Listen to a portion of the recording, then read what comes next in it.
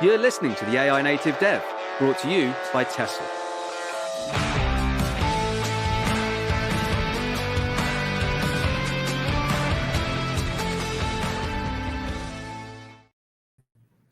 Well, hello again, and welcome to the AI Native Dev. My name's Simon Maple. And I'm Guy Podjarny, and Happy New Year. Happy New Year to everyone. First episode of the year. I know, scary, right? Well, actually, 1,000 to go.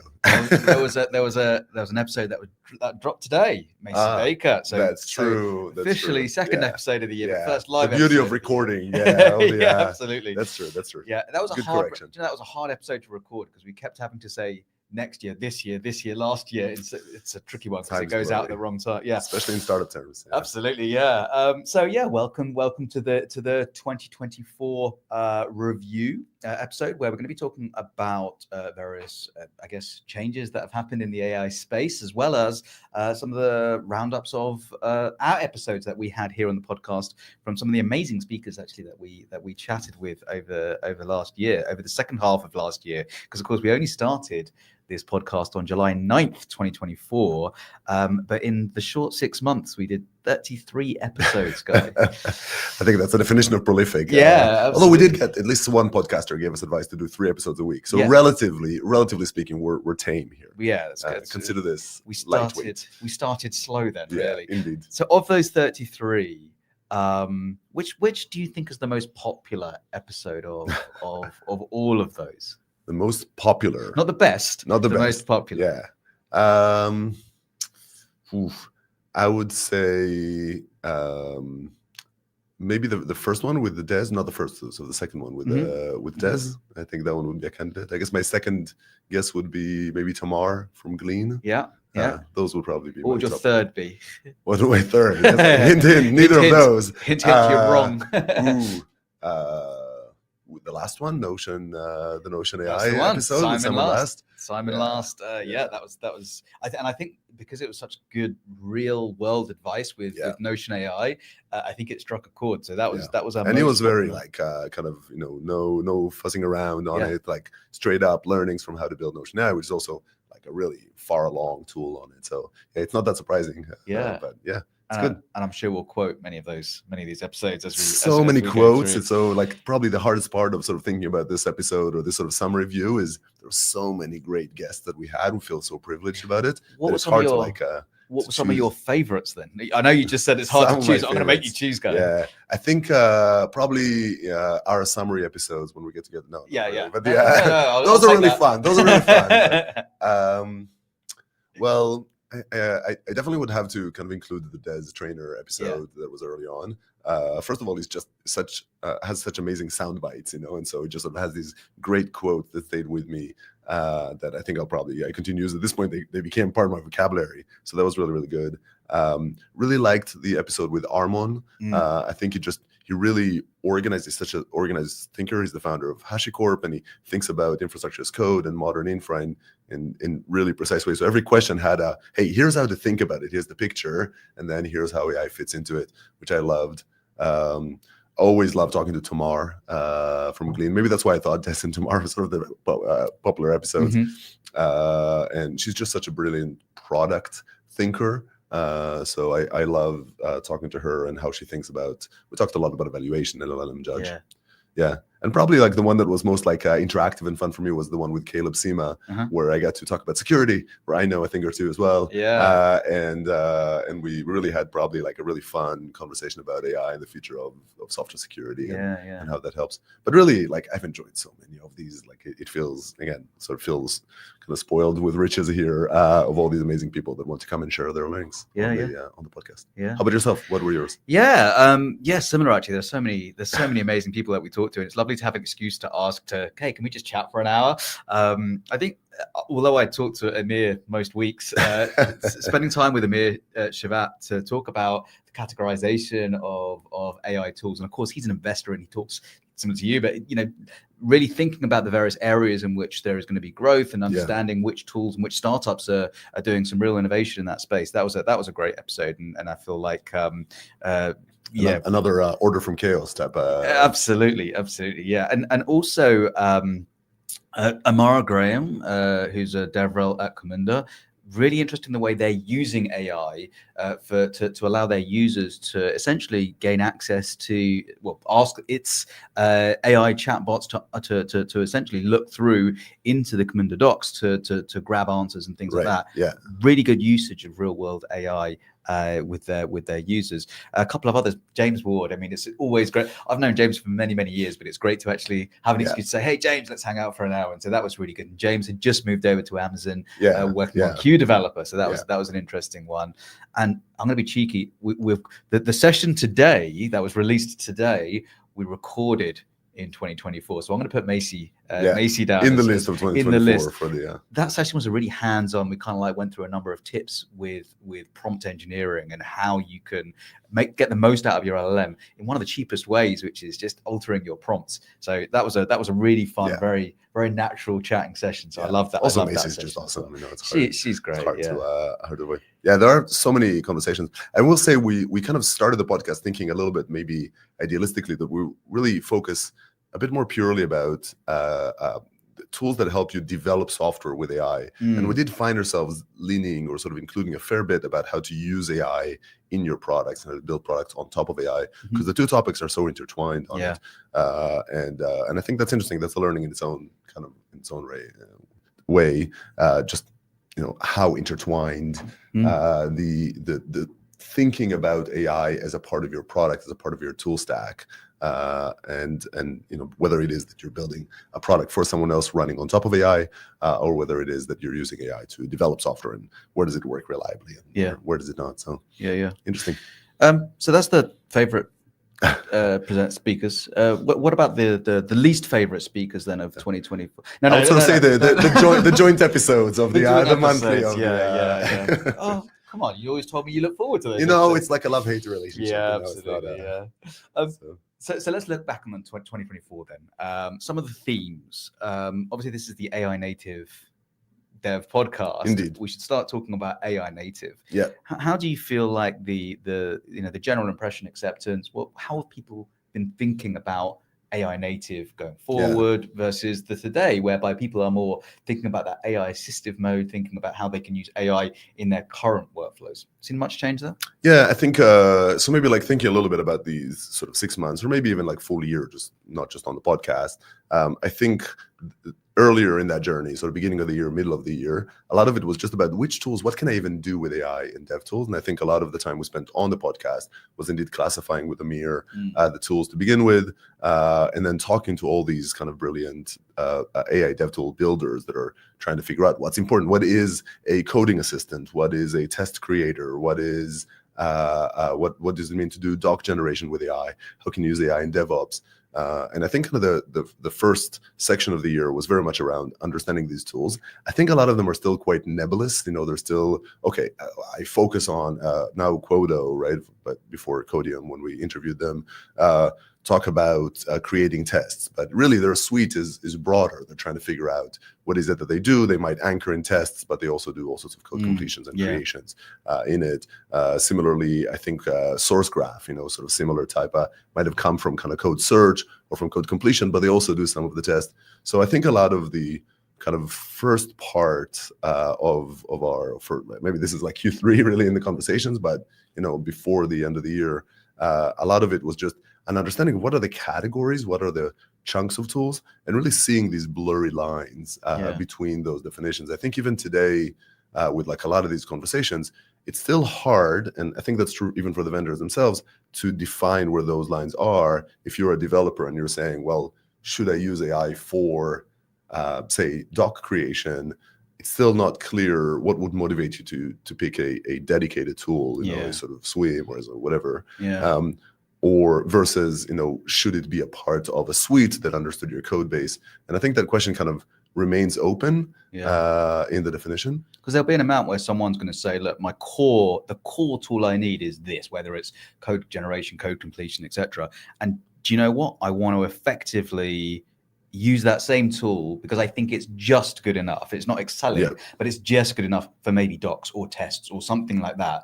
And then actually this other space, whether it's performance or a little bit of ops or some monitoring or something else that I need, I'm going to use these dedicated tools. And I guess it's whether or not we'll see, you know, some of those categories elevated in terms of these primary categories Right. that people want dedicated tools for, and which ones are more the categories whereby it's good enough to use some of these other tools across multiple ways. And I guess as a founder who's owned companies that have broadened, so for example, when you were well, not when you were the founder, you are the founder of Sneak, but when you used to work at Sneak as a CEO and really looking at which products to expand to, how much do you think a company is almost hurt by expanding too fast versus gets that value in focusing on one specific area? Because that's what is challenging every single AI dev tool today. Yeah. I think the primary difference, so I think some of it is that, and there's no single answer to that, right? You have to really, it almost always, the answer is come back to the user, come back to the, what is a user looking for? What is a developer interested in when they're looking at a tool? And so for instance, for security at Sneak, it's like, okay, do they really want a different tool to whatever, secure their open source libraries and their code? It's like, well, no, they want one. And so there was like some urgency to expand. I think the challenge with AI is that the users don't know what they want yet. Like the tech itself is not entirely clear what it is that it can or cannot deliver. So there's a question over there. And then subsequently, users don't really know what they can and what they want to get out of these tools. They want perfection. They want something that just does everything. Well, except they don't really, because they still want to do the fun parts. But also they don't know what to expect of the tools. And it's okay that they don't, because the whole thing is brand new. And the tool developers themselves, they're tempted by what they can do versus some definitions. And so I guess I would sort of think we're going to talk about predictions at the end of the year, at the end of the episode. But I think a lot of it comes down to, we're still learning what are the right categories for AI dev tools, what's the right center. And we talked about this in one of the monthlies, in which you do think about, is it really revolving around a magic box that would understand your code and its surrounding, and based on that, it would offer all sorts of tools around it. That's kind of one approach, and some platforms like Augment, I think, is an example of that. And GitHub is trying to do that. So like, hey, we'll do everything. We'll kind of understand your code. We'll go from there. Versus the sort of the specialized says, well, testing is its own thing. Docs are their own thing. They're big, complicated domains. You need a full-on product on it. We're going to be the AI-powered version of that does it very well. So I think we'll still see a lot of those definitions. I think what we also see is that there's a lot of a growing consensus around maybe this sort of gap between building a demo of those products and building something real. And with that, maybe I'm biased. Clearly, we talk about spec-centric development a fair bit, but maybe an understanding that we need to get to the next step. Like step one is this magic. Hey, I type in this prompt, I get an application. Is magic. I still feel it's magical. I live this and still sort of feel it's magical how it produces these applications out of thin air. A lot of people over Christmas, we're sort of creating a lot of these sort of fun apps and all that. And you can create those with Bolt.new or with, Anthropics, with Claude's artifacts or things like that. And that's amazing.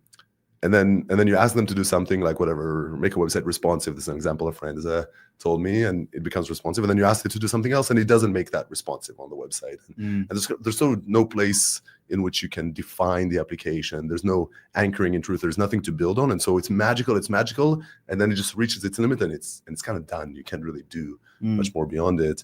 And I think this appreciation that you need something better, you need some spec, you need some grounding in truth, you need some definitions to be able to go further with it. I see a lot of acceptance of that. And you hear that also in like aspirations. You hear here on the podcast, you heard Jason Werner talk about that as a destination. Simon Last in that last episode, I think, that I had in 2024, talked about how, when asked him, what is the sort of the future? What do you want to get from AI? And he talked about sort of a spec-centric, and I just define my requirements and some tests and some examples and build the application based on that. And even I heard the Cursor folks talk on the Lex Friedman podcast about how they think that's an aspiration. So I do think that alongside the mess that is current AI dev tools that we'll continue seeing, which is powerful tools, a mess for a reason because it's new, we're also seeing an acceptance that there's another layer that we're sort of missing around that spec-centricity. We're still not entirely sure how to get there. We ourselves at Tesla are sort of working on that as well. But I think there's acceptance that we need that to be able to build bigger on AI dev. Yeah, very interesting. One episode that we not ended the year on, but I think we were a couple away from the end of the year, was a mashup episode around evals, and we did that because it was a familiar topic across a number of different episodes where people were kind of not saying the same thing necessarily, but that they all mentioned eval as one of the key activities, or evals as one of the key activities that they do. From the very early stages, you mentioned Des Trainer, in fact, from some of the early episodes like that, even we're hearing this more and more and more, even towards the end of 2024 and beyond. So why is this grown in its importance for people running evals across models and across across models as well as across versions of models even. Yeah, well, and versions of their software, right? I don't know that it's not new because of the models. It's just new because as an ecosystem we're learning 100% how to build products on this sort of craziness that is these LLMs. But also the determinism as well, right? Because we don't know how it's going to. It doesn't like. So I love the Des quote of you don't know if your product works. It's not a very sophisticated quote, but you basically don't know. It's like get used to it. You don't know if your product works, and really from that point onwards, which fine. Des went on to talk about how they do some amount of regression tests and. They have their torture tests, which another term that stayed with me of like the deep test when you're making something some big change, and so the evaluation all the way to the Simon last episode when he talked about how at Notion there's a lot of vibe checks. There's a lot of he has an idea for doing something, and with AI you can do it in 10 different ways, and they're very different. How do you do it? And to think about how do you build regression tests that include a bunch of these problematic cases that you need to include to be able to sort of see that you haven't regressed, right? That you don't fall back. But fundamentally, them, Tamar, Ed Glean, just everybody building on top of AI comes to appreciate this sort of hard truth that you don't know if your product works, and I think that's just really hard. No, how do you know?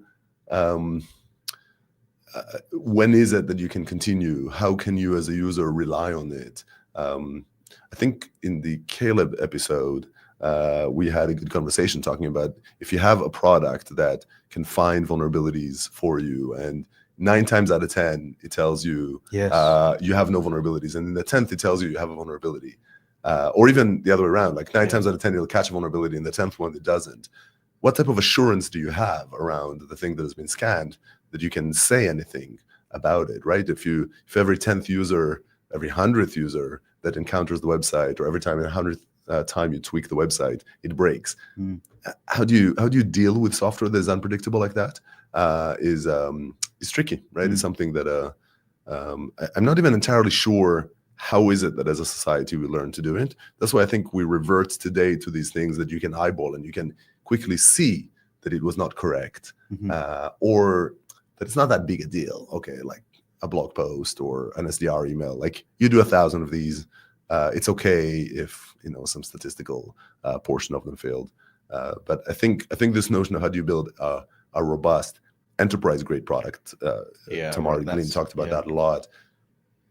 How do you build that on top of something that is inherently unpredictable, like these LLMs is really, really tough. And we feel it at Tesla, right? Like we have a lot of these assessments of like, hey, we can create software, we can create specs, we can do those. And sometimes it's frustrating. It's like, hey, I just ran it and it worked. And now I'm running it and it doesn't work. Running it again, it doesn't work. Oh, I ran it again, it works. It's like an extreme version of it works on my machine, right?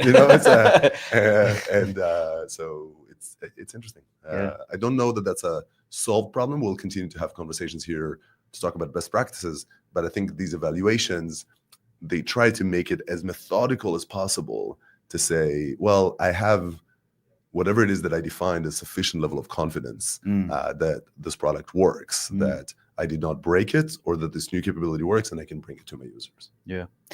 Let's switch a little bit and talk about models, because obviously, everyone's always trying to outdo each other with on the benchmarks and things like that. And there's a number of players that are trying to release models as fast as they can, so that they're not too far behind, but also Yeah. they want to be able to show some improvement as well. Yeah. So we've seen a number of models rolling out. A number of people on the podcast last year, and you can see it across Twitter and things like that. People love Claude, particularly around code generation. OpenAI used to be that kind of model that was the go-to earlier, probably in the year, and it was there was one big jump with Claude 3.5 Sonnet, I think it was. Yeah. Is this, I guess, from the point of view of these models piggybacking or jumping over each other, are we looking forward to something similar continuing to happen? How do you see the model growth over the last year? Yeah, it's a really interesting question, right? Like they have evolved. I think from the beginning of the year to the end of the year, you can say that at the beginning of the year, it felt like there was a decent possibility that there's going to be one or two breakouts that are just going to get some form of gap that is going to be very, very hard to catch up to.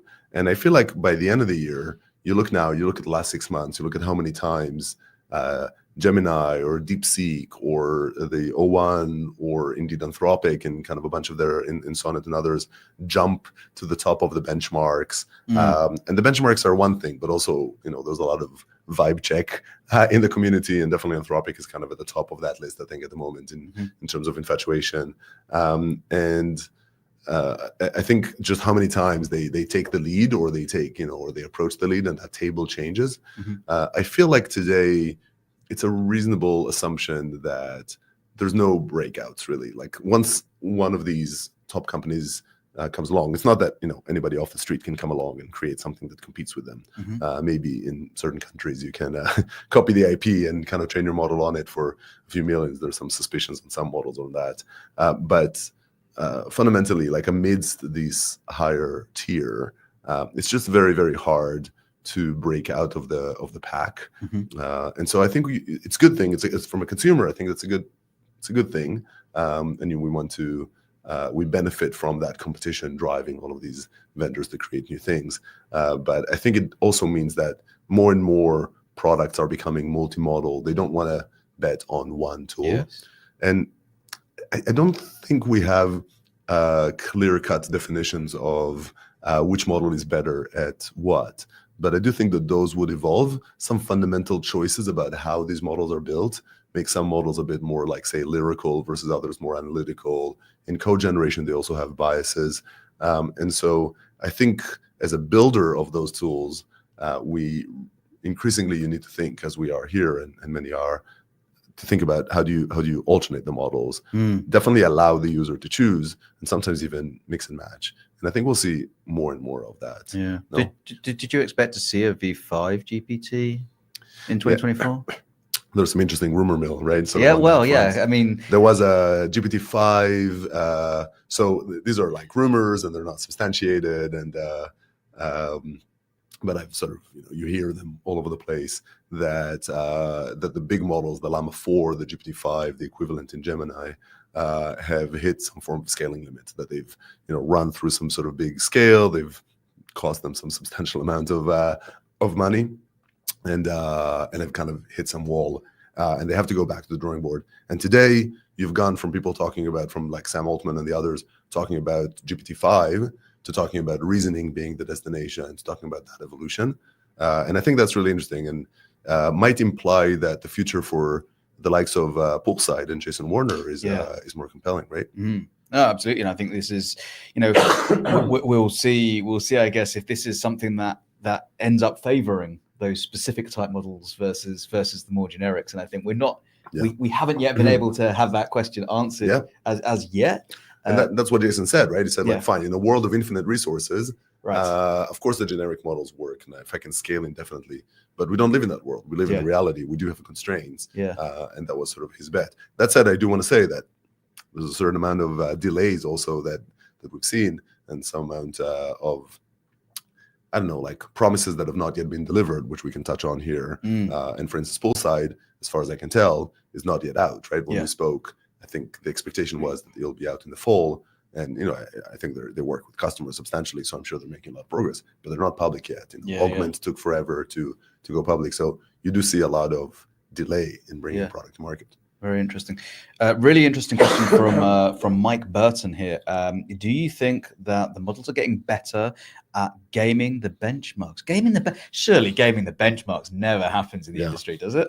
You know, as a side comment, one of the things that most surprised me as we started building with LLMs is how much they cheat. Yeah. At the beginning, we were talking, and everybody on the team was sort of saying, hey, you know, we'll build with LLMs. We can't inform them when we give them the spec. We can't give them the tests as well because they'll cheat. They'll sort of build something that just answers they said, no, that's a theoretical problem. It's not a real problem. Like, these LLMs are not trying to cheat. They're trying to, lo and behold, if you give them the tests, if they succeed at the beginning, they're good. But if it's a hard problem, we see literally like if the input is this, return that, straight up cheaters. So really interesting. If the input is strawberry, there are exactly. The answer is 3. So it's really interesting to sort of see that. I'm sure they're gaming the benchmark, right? Like, first of all, you know, we're a bunch of humans. We work in competitive environments of it. You get given a test, you learn how to pass the test, and you do that. So I think there's like a question: are they optimizing for the benchmarks? For sure. Wouldn't you? I mean, you'd be foolish not to. Are they gaming the benchmark? That's an interesting question. I mean, what's gaming? It's I don't think they're cheating, as in I don't think in the model there is an if or a manually modified weights, you know, that people have changed just for the benchmarks to work.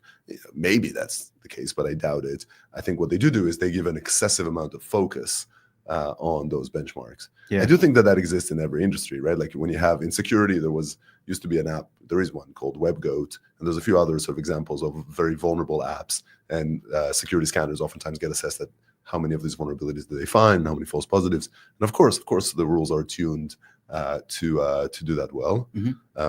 I do think that people assess these models a lot based on like community sentiment as well, and not just the benchmarks.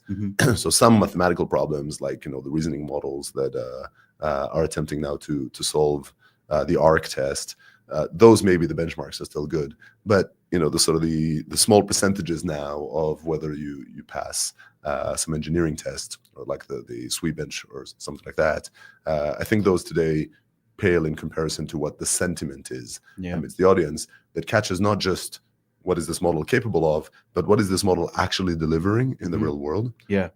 Actually, that leads, I was going to move on to something else, but that comment actually leads really nicely to this one, actually, from, we didn't capture the name from LinkedIn, so sorry about that, but about how, you know, this is the second part of this that I like. It's great to be able to play and explore, but we still need to be solving actual useful problems, though, safely and ethically. And I think this is where it kind of like leads on from that demo to actual real business use, right? And I think this is not something that we can reliably do today without very close assistance or attended flows. But yeah, something I wanted to I think kind of like add I think it's absolutely correct. And I mean, it comes back, I posted this model earlier in the year that talks about, you know, AI tools, and talk about how much change is required to use them, and how much do you need to trust them to work to provide value. And most of the tools are in that bottom left, and I think it's because what this person here is pointing out, which is, you know, for today to be useful, they can just be assistants. They can give you like small things that maybe complete your sentence, right? Complete your code line. And to the extent that they do that correctly more often than not, then it's useful because you can eyeball them.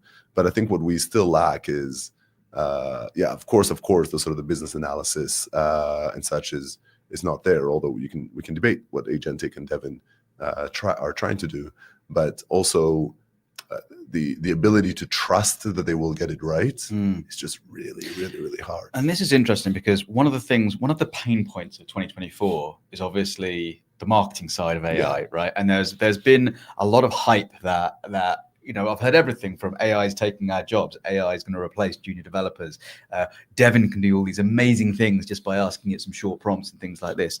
And actually what we have learnt, and you know, unfortunately AI is probably getting more slammed than most technologies because of the overhype, and it's natural for people to get excited and for people to want to go to market with these great promises.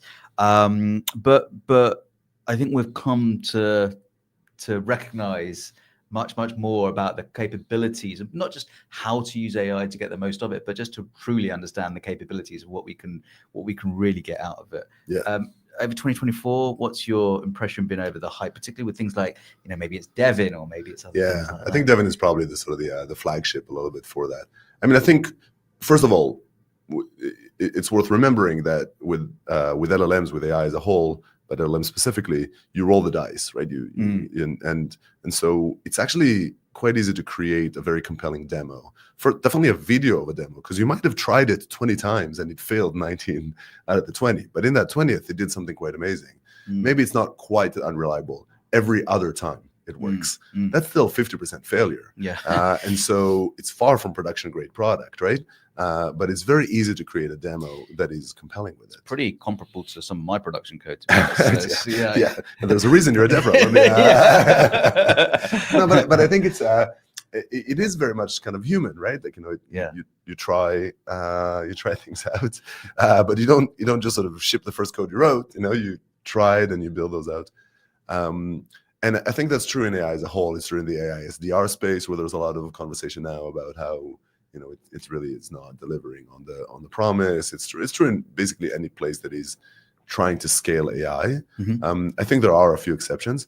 In code world, probably Devin is the poster child of it, just because they made so much noise. I think back in February or March, when they published that video that really sort of implied fully autonomous development here. I just give it that task. It got kind of torn apart, I think, a few weeks later, even online. And even though they've been building for a while leading up to that, they only GA'd the product at the very end of 2024. And everybody you talk to about it, like, everybody's quite enchanted with it or by it. But when they use it, they say it doesn't actually work. Now, of course, there are people that probably do find it to be working, but most people, everybody I talk to, and from our sort of attempts, it's really quite hard to get it to work to the level that it's not satisfying, like it's not, it doesn't make sense to you. There's a lot of promise in it, so I think that promise remains. But I think there's been a growing appreciation of that delta between demo and promise. And I guess kind of the upsetting part about it is, would that hinder trust even more than it should, right? Yeah. Almost like that trough of disillusionment of, hey, I thought it can do all these wondrous things, and it didn't in 2024. I'm not even going to try it in 2025. Yeah, and I guess, if we look back at last year when we actually talked about the blog post that you wrote in one of our episodes around the trust and change matrix, what we effectively see is there are those that have the lowest change to our workflows, that require least trust for us to actually use or to give it to adopt it and to use it.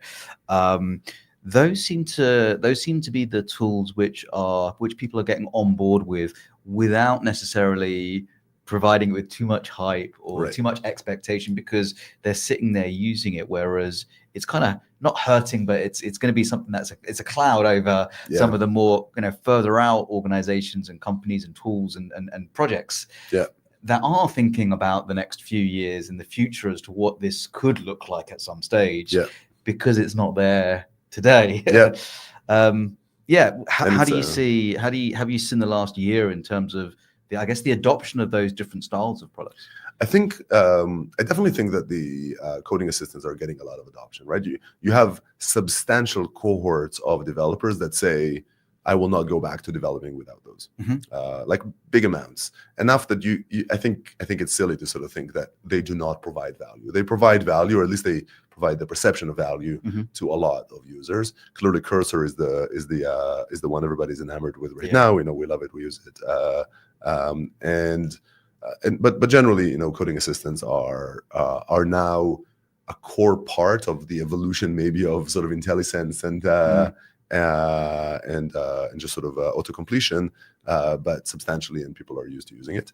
I do think that there's a lot of criticism of them. Some of it is probably just sort of Luddite, as like, hey, this is a change. No, it can't ever be as smart as I am. But I think a lot of it is also legit about the fact that even those tools, and that's true for all of like the tools that are getting adoption today in indeed the AI world as a whole and specific dev tools are the ones you can eyeball and you can say, hey, this is correct. Yeah. Awesome. So that's great. However, those tools, by definition, these types of changes, they think small, they think local. And so, for instance, they duplicate code by huge measures, right? They don't, someone who, whatever, if you want to create a CSV parser and you're coding it up, you might stop and say, no, it doesn't make sense for me to create a CSV parser inside this whatever, like web page that I have over here. Mhm. I'm going to go off. I'm going to create a library. I will create it over there. But the LLMs don't tend to have that incentive. They think locally. They think about the local problem solution. And so they will write to you a CSV parser right there and then inside. And they might even do that successfully. But now you're going to have 7 of those. And you start seeing tweets, and maybe this comes back to that sort of spec-centricity, which is you start seeing people complaining about just the prevalence of code. If LLMs, if these coding assistants help you write like twice as much code, which is, let's assume that's a big productivity boost, who's maintaining that code, Yeah. right? How are you assessing the quality of that code?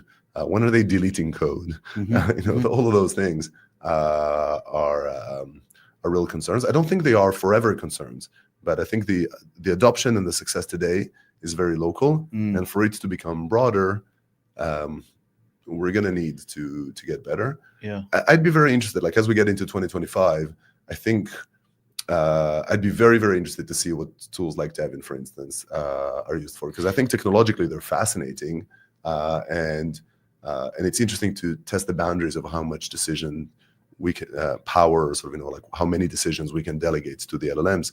However, for it to be the thing that builds a piece of software for you, you need to provide some confidence of delivery, some confidence of some assurance that it would work, and that the next time you're asking it to make a tweak, it wouldn't break, like Simon Last was kind of mentioning on his podcast. And like many, like it's not hard to sort of see that example if you pony up $500 to sort of try Devin out. So again, big potential, but I think big questions about how to cross the chasm. My bet in 2025, we wouldn't fully solve that chasm on this agentic stuff. I think there will be more directions towards it, but some paths that we're taking, they overly prioritize that magical start, and they don't follow through to say, well, but what's the destination? They just basically solve a lot of immediate problems without systems thinking. Well, you mentioned 2025 a little bit there, and looking forward, let's get you to say prediction. Let's get you to say something on record that we can hold you accountable for in the future, Guy. 2025 predictions then.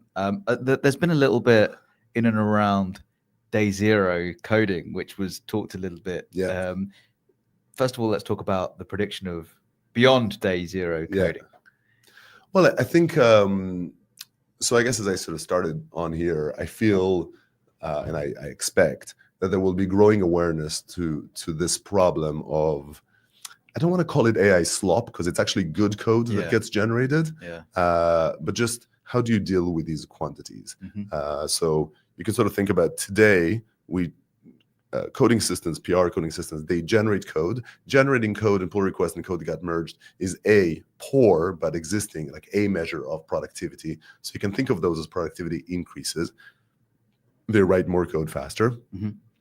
Code is debt. Code is a liability that you then need to maintain. Even the best code. Even the best code. Yeah, exactly. Code rots. Code over time. It becomes a code that is great today. If you leave it untouched, is probably, for most types of code, most types of systems, will become terrible in a matter of years or less, and become a security liability, become a maintenance liability. And so really the question is, or my prediction for 2025 is, we now have enough code that has been generated like that I think we'll start to feel in 2025 the problems of it. There's a lot of code that basically nobody in your company wrote, even if you didn't let anybody go or nobody resigned, just because they were generated with these LLMs. There was a lot of duplicate code on it. So you now have a lot of breadth. You have a lot of small apps that were quickly created with these LLMs, but have no maintenance kind of plan to them. Maybe they're managed correctly, maybe not. And so I think we're going to encounter that in 2025. I expect that would lead to on one hand, on pressure on these tools to think about maintenance, which may not be delivered these capabilities in 2025, because I think people are still mostly looking for that initial magic, but some amount of that, which I think will go towards spec-centricity. And I think in enterprise, you will be seeking a lot of second-order tooling that maybe are guardrails on top of what gets generated, maybe look a little bit more holistically at the path.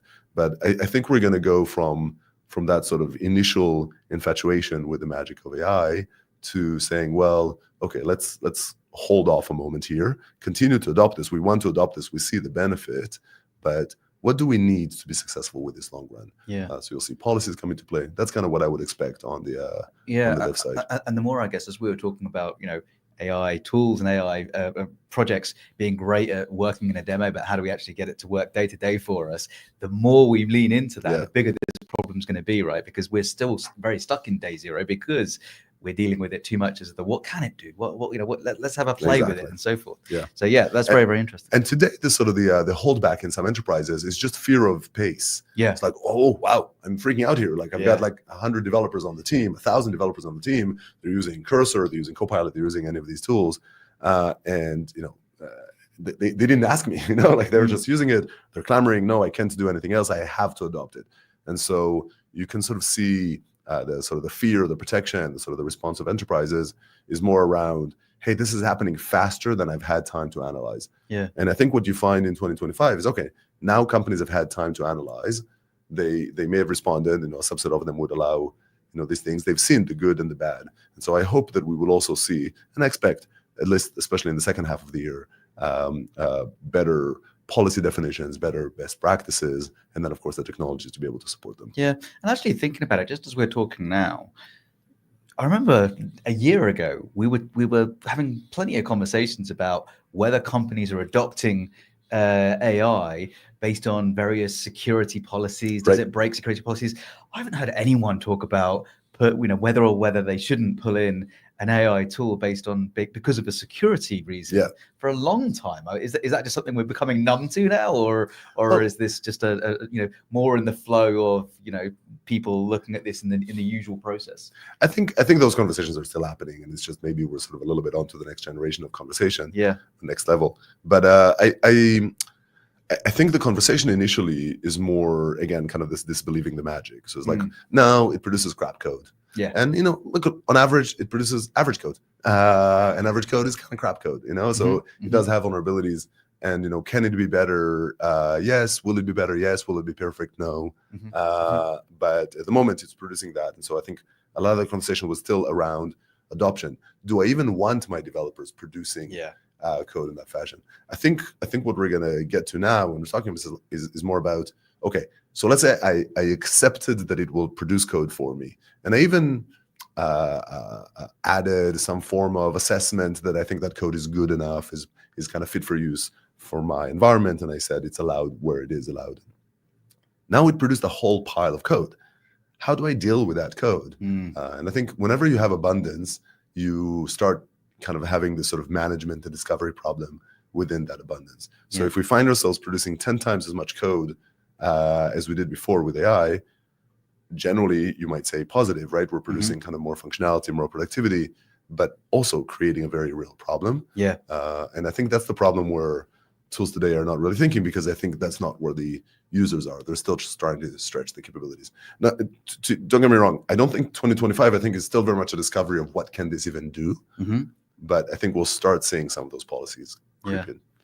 Let's move on to models now, in terms of what's going to happen in 2025 based on model choice. Who's going to pick what models? Which model's going to reign supreme? And I've got to be a little bit quiet here, Guy, because we know we work in the same building as OpenAI, so they're literally just the floor blower. So I'll whisper this one, Guy. So, Guy, will there be a sole leader? Will it be OpenAI for code? I mean, I think I alluded to that before. It's like I don't think there's going to be a single leader. It's interesting. Like, why would there be? Now you sort of pause. It's like, how would there be? It feels like each of these companies. It's not what we would want either, right?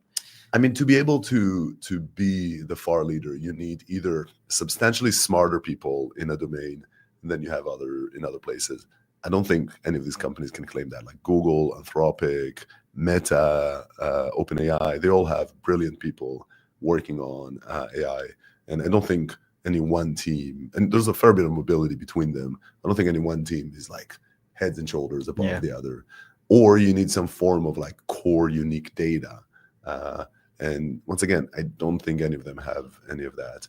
And so I'd be very curious to see Poolside and the dedicated models come out and sort of see if that produces anything. But I basically think we will see a continuation throughout the year of one-upping one another. Yeah, I love Mike's Burton's question from before on the benchmarks, because what I'd love to see, I'm debating if this is a wish or a prediction. I guess I think it's a prediction that by mid or late in the year, we will have more crowdsourced benchmarks that are based on real-world scenarios versus just the sort of the technically crafted benchmarks that are designed based on understanding of the limitations of the technology as they stand today. I definitely hope that's the case. But I also would predict that would be the case.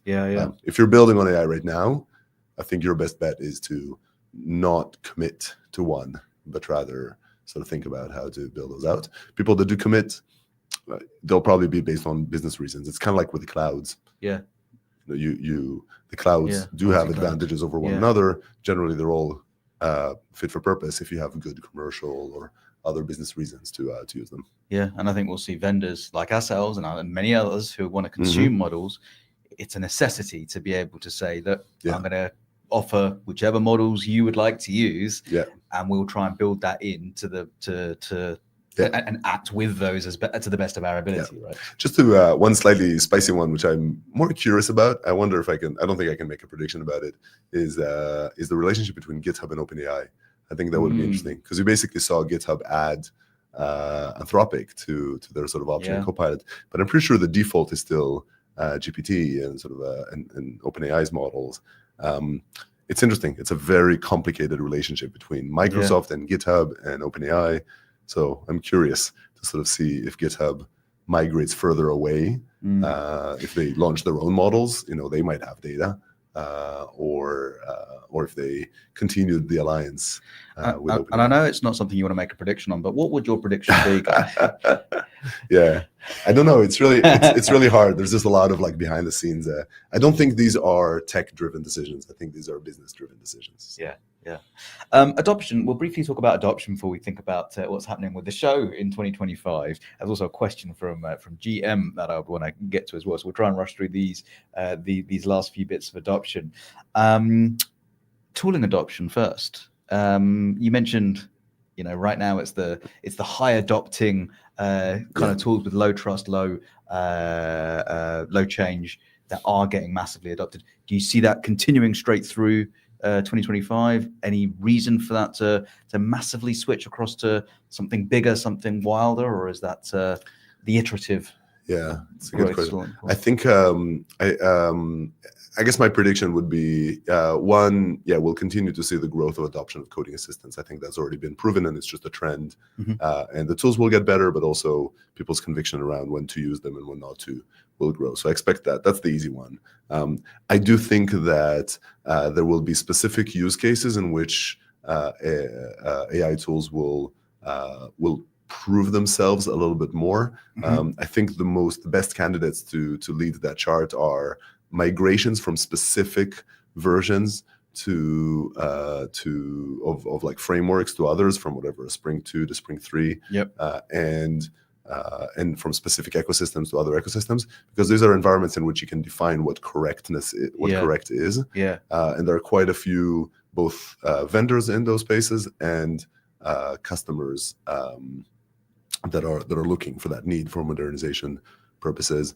And so I think there will be a set of those types of cases. I think the generic ones, hey, just complete this pull request for me, complete the fulfill this ticket for me. I think we'll see more adoption of them in 2025 than here, but I think they will remain at the edges because it's just too generic. It's hard to kind of successfully pick them. The one use case that I'm really interested in seeing where it goes is the enterprise modernization use case. There's a lot of hope right now in enterprises that they can take their big, COBOL or old style Java and modernize it to new style Java apps typically, and definitely LLMs can help carry a bunch of the load over there. What I'm curious about that feels like a bit of a dissonance is, well, the reason that these apps have not moved is because they're very fragile. Yeah. And LLMs are basically the most unpredictable piece of software you've used. And so can you really use these least predictable technologies, as powerful as they are, to apply them to the most fragile parts of your system? I think the promise is there. My guess is 2025 would be an experimentation year on that front, as opposed to success. And so in terms of that then, presume, and actually let me pull up a question here as well from, I think this is Min, actually. So hello, Min. Talking about, developers not needing to learn code anymore and people jumping straight into things like Cursor and really, well, I guess, talking natural language versus programming languages. And actually the way Min here describes getting that understanding is something that I mentioned Martin Thompson. I quote Martin Thompson quite a lot as well about the mechanical sympathy, understanding what's going on, beneath the covers, beneath the hood, to actually get the most out of that kind of tool. What will, in terms of the developer role in 2025, how will that change, do you feel? Yeah, I don't think in 2025 it will change. I think in 2025, most of these solutions, and even the ones that are spec-centric, will still rely on the ability to understand code to build anything of note. Mm-hmm. That said, do I want my kid to go and invest substantial amounts of their time learning how to code today? I would say no. Now, I do think that a bunch of the other capabilities here in computer science, when you talk about software architecture, when you talk about system designs, I think those would be alive and well. I think those would continue into the future. Yeah. There will be a variety of them. And it's interesting to think about the apprentice to master journey in there, because today the way you kind of cut your teeth around architecture is by doing coding for pieces and learning and seeing. So I think there's new paths to be carved, but I think those skills will remain very relevant. I don't expect those changes to be at the 2025 range. I do think in 2025, people, like developers, should invest their time at getting comfortable with LLMs and with AI tools. Because I think learning when to use them, when not to, building intuition around it, understanding what they can do, that would be a very important capability throughout the rest of their career, and in 2025 specifically. Yeah, totally agree. We started this podcast talking a little bit about spec-driven development. Let's roll up as our last prediction in terms of how spec-driven development going to change in 2025. What are we expecting to see there? Yeah, well, I think we can talk to sort of Tesla, right? We definitely want to get a product out there. We're trying to kind of figure out all sorts of questions around what does spec-centric development look like. And we are, so I fully expect to see sort of a product, at least in beta form, come out definitely in 2025, as early as we can make it. I think what we see a lot is we see inklings of specs. We see elements of anchoring of some definition in some of GitHub's tools, in some of Cursor's mentions, and I guess I think a lot of those anchoring in truths, a lot of those trustworthy pieces amidst your or like anchors amidst your AI generation, I think those will grow. And yeah, we work in the AI native dev community to help share those opinions. So if you're working on things of that nature, we'd love to hear from you and give you a stage and share some of those learnings. Yeah, amazing. We'll finish. I mentioned GM, and we only have a few minutes left, but I'd love to. He's probably been waiting, or she's been waiting very patiently for this. Are agents going to be a commodity, or how will they differ from company to company? Interesting question. I mean, agents is a topic in its own right, and probably one we should have a full episode on. Yes. I think the definition of agents is another thing that has changed over the year, where people at the beginning of the year, I think anything that was a loop, really, that sort of said, hey, I'm going to ask the LLM if this was correct or not, and if not, I'll come back, was deemed an agent. Today, a lot of people say, well, no, that's just a loop. That's not nothing too specific. And really, it's only an agent if you can really delegate substantial amounts and give big tools and capabilities. So I do think there's some questions around agentic development. I think what we will find out in 2025 is the scope of the delegation that we can allow to do it. And we talked about this a little bit also with Des around sort of autonomy. What is autonomous? Do you autonomously write the next sentence? We don't consider that autonomous because it's a small task. And it feels like we only talk about autonomy when the task is big enough to kind of be processed. And so I think agentic is a little bit like that. When we talk about delegating to an agent, as long as these are relatively small and contained tasks, then we don't think of them as agentic. I think there will still be loops. And I think what we would learn through the year is just the pieces, the types of smaller capabilities that we can trust the agentic logic to get right. Yeah. And I do think those will grow. The notion of delegation into agentic, like take some open-ended thing, like pick the right way to lay out my shoe store, which they can get an answer, but it's very hard to assess whether that answer is correct or not. I think those will still be in discovery mode in 2025. The gap between demo, initial promise, and an actual working, reliable product in this world is still very substantial. And I think in most domains, it's going to take more than this year to bridge that gap. There will be a few breakouts. There will be a few kind of categories of products that come through, and a few specific use cases, I think, in dev that will. But for the most part, I think 2025 is still going to be a lot of like a year of exploration for AI and AI dev.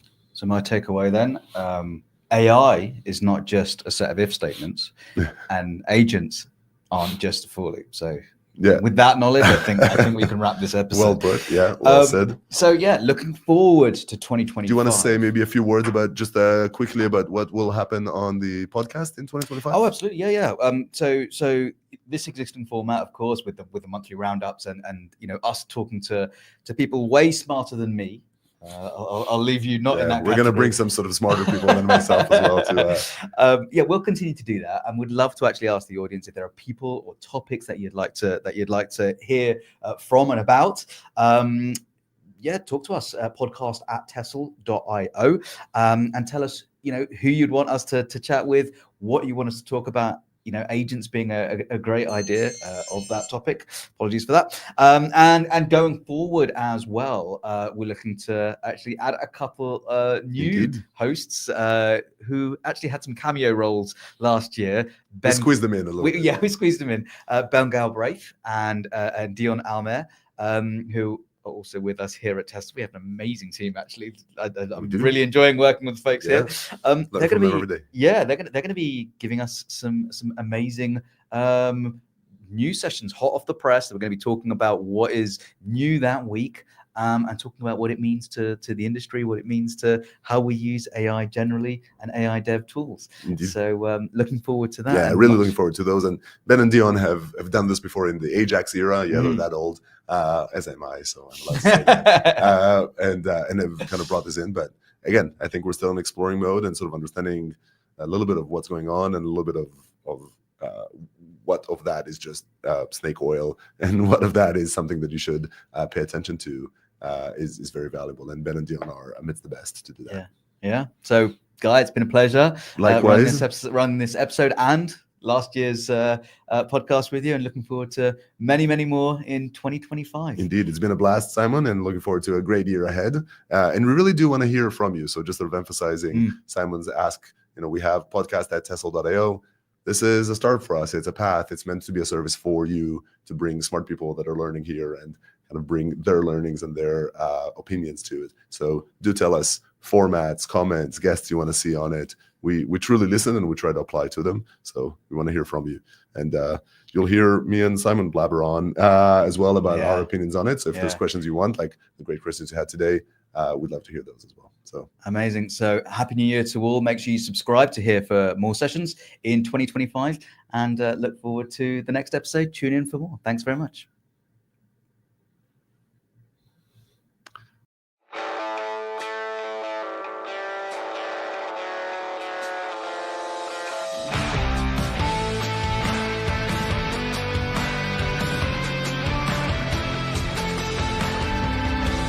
Thanks for tuning in.